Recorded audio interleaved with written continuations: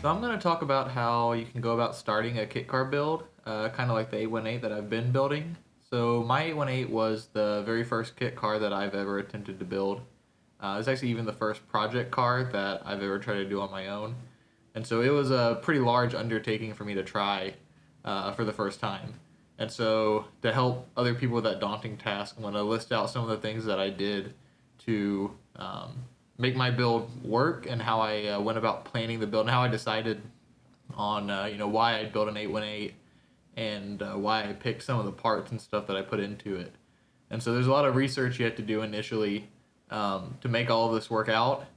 And so I want to go through some of the resources that I used and some of the ways that you can build an 818, or it really applies to any other kit as well. So let's go. So a good place to start is figuring out what kind of kit you want to build. In my case, I wanted to build an 818. And so Factory 5 actually has a pretty good website. So you can go to any of their cars, say an 818C like I have, and you can go through and look at all the options for building the kit. They have a list of what kind of parts you need, what you can order with the kit, what you can't get with the kit. So it's important to get some of this useful info. A lot of it is marketing speech, but they actually have some very important things that you can look at when you're trying to build one of these vehicles. So you can go here and look at all of the details on the kit. And so this will tell you what comes with the kit, what doesn't, what you need from the donor car, and what you can provide on your own.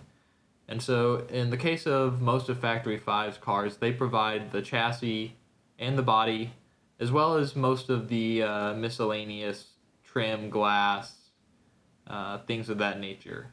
However, you do need some of the suspension and steering components, wiring, all sorts of stuff that you need. Factory 5 listed out really clearly for the 818 here. So here shows like all the parts that you need from a WRX or other model Impreza in order to get to a fully functional car. So you need spindles, you need steering rack, pedal box, and so these are all things that you have to consider when you're buying your donor car, which is a good place to start.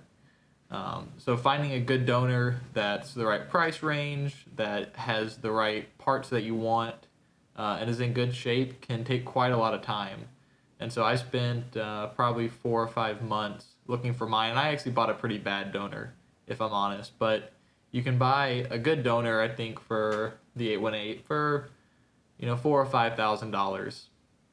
And it's going to depend on what kind of kit you're building as far as what kind of donor you need and what a reasonable price is to get one that's in good shape. Because you can afford to have one that, say, has a crashed rear bumper or a broken driver's door, things like that, because it won't matter in the context of your kit. So if you want to save money, that's how you save it. But you want to make sure that the parts you do need, such as the ones on this list here, are in good shape so you can use them on the car. You really don't want to have to buy all of these or replace them separately because it gets expensive fast. And so once you do that, a really good place to start is the assembly manual. So Factory 5 will sell you all of their assembly manuals in PDF form for $10. And if you're not willing to spend the $10 to get this, then the kit car build is probably not up your alley. So spend the $10, get the digital copy of the manual. It's great. I have the PDF manual that I bought really when I was just kind of tinkering with the idea of building a kit. You can download it, you can see everything that you need to do to build the car. And that's a lifesaver because you can judge based on that whether you have the skills and the space and the tools and stuff, or maybe you need to wait a little while to tackle the project. So looking at the manual ahead of time is a great way to do it. I don't know if all kit manufacturers offer something like this, but I bet you most of them will send you their build manual for some small sum of money. And so that's a really low-cost way to get a good understanding of what it takes to build the car. And so I really appreciated having this. So this is where I would recommend a lot of people start, especially with the Factory 5 cars. All of their models have a PDF manual, and here you can see the other ones for the Daytona Coupe, the GTM, Hot Rod. All of them have their own build manuals, and so that's a really good resource to start, and it's straight from the manufacturer. So if you ever had questions on it, you could call them and they would be able to answer. And so the next thing I would do is make sure that the kit meets your price expectations, and don't just judge on the number that you see them advertise the price of the kit. Go and figure out what people are actually spending to build these things, because the 818 Coupe might cost $13,000 and your Subaru donor car might cost $5,000, but it's not an $18,000 venture to build an 818 that you can really be proud of.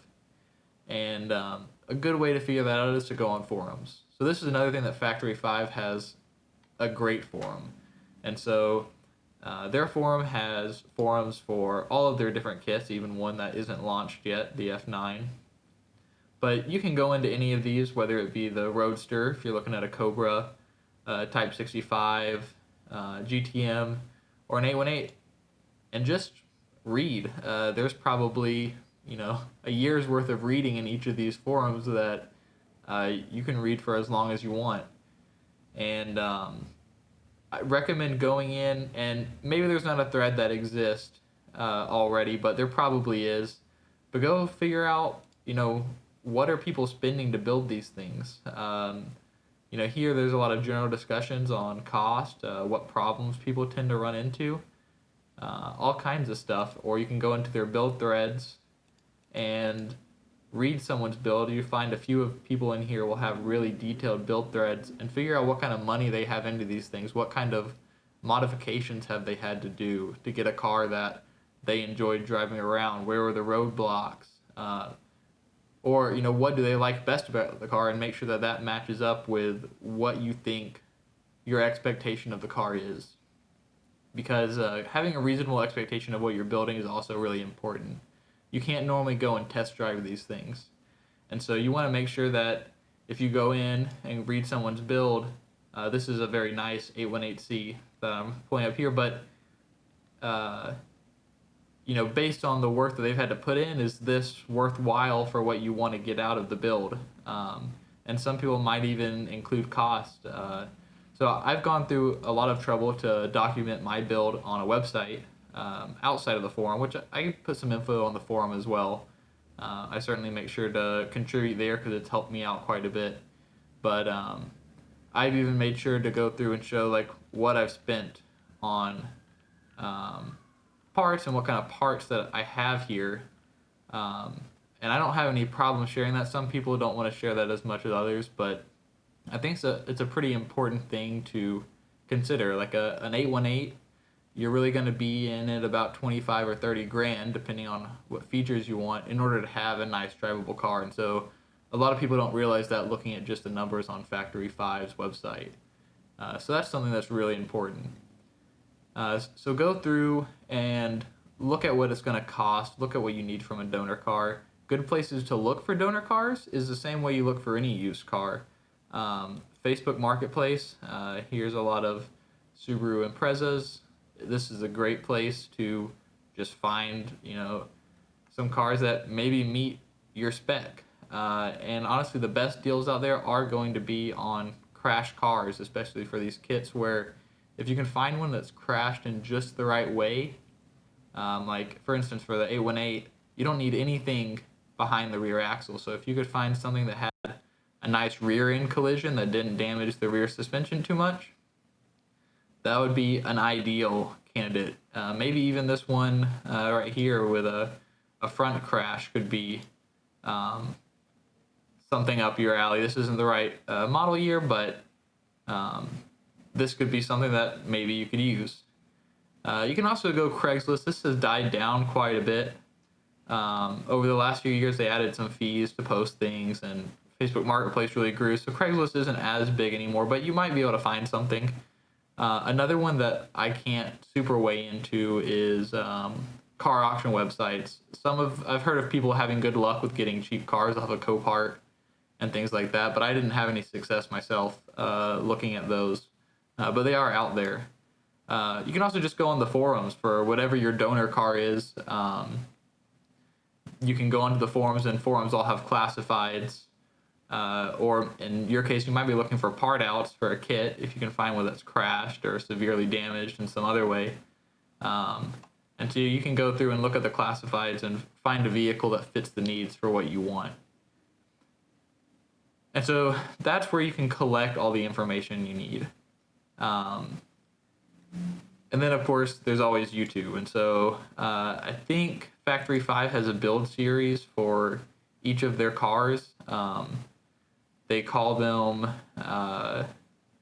different things depending on the model. But if you go onto their channel, they have Snap-on tool videos. There's other builders that have posted these videos trying to sort of help people out and document their builds. And so these are great things that you can watch on nights, weekends, and honestly spend months doing this kind of research to make sure that you're ready to start your build and that you're picking the car that you want, because there's lots of options out there in any sort of price range and also any sort of difficulty level, and you get very different cars out of it. And so watch the videos, read the forums, talk to some people if you can. If there are people in your area, definitely get onto the Facebook groups and talk to them, because if you can see one in person, ride in one, that's going to be better than anything that you can read online. Seeing one in person, you see all the little details, you see the difficulty in, how well does the door open? How well does the car start? How does it drive? How does it sound? And there's variations between the builders on that. But that doesn't really matter all that much, as you can see what someone was able to turn that kit into. And that, especially if you're a first-time builder, that's going to be the important part, because odds are your first time you're not going to do everything perfectly and have, the best kit there is for that. But you can probably build something decent, and so being able to see what other people were able to achieve is a really good way to do it. And then finally, documenting all that info so you remember it later. This is massive. So I built a OneNote. I haven't touched this in quite a while since I started the build, but this I made before I purchased the kit, while I was doing everything I just talked about. I was reading forums, I was browsing websites, I was watching YouTube videos. I met up with one or two 818 builders to see the car. But you want to make sure you remember everything that you see that you find to be important. And so I made a OneNote, and I really like OneNote just because of the way it's structured, but you could use any sort of note-taking application. And so I went through and saved the links to all these forum threads. I found that, hey, that looks like it's used for. I definitely want to do that. Sometimes they're like, I just think that's kind of cool. And go and you save them. So you can find these later when you need to. And so I have pages and pages and pages of all of this stuff. And I sorted it out by, mechanical, interior. I added things for, body finish, which I honestly haven't even finished on my car yet. Paint, which I definitely haven't done. Features. What kind of features do I want to... You need to think about this, because sometimes you need to do things early on, otherwise it's going to be really difficult, like air conditioning, things like that. So you kind of want to consider a lot of those things early on. Parts needed. I had to identify, after I bought my donor, what kind of parts needed to be replaced. In my case, it was a lot. Same for, what parts do you want to go with the kit? You still need wheels, seats, things like that you might not want to use whatever their normal option is. And then AC parts. And so this is a really good way. I made to-do list that helped me keep me on track sort of early on to make sure I went about everything in a really organized fashion. And that's how you make a successful build. You need to make sure that you are organized and you have a plan, because it's so easy to get lost in these things, get sidetracked, or maybe have a major error that's just due to poor planning. And so you want to avoid having any sort of crazy surprise when you're going apart the build, whether it's cost or a part you thought you didn't need but you did, or maybe the car just didn't have a feature you thought it had. All of those are super important, and in the end, I think is a really satisfying experience. I think it's good for people that are very, very motivated to finish the project.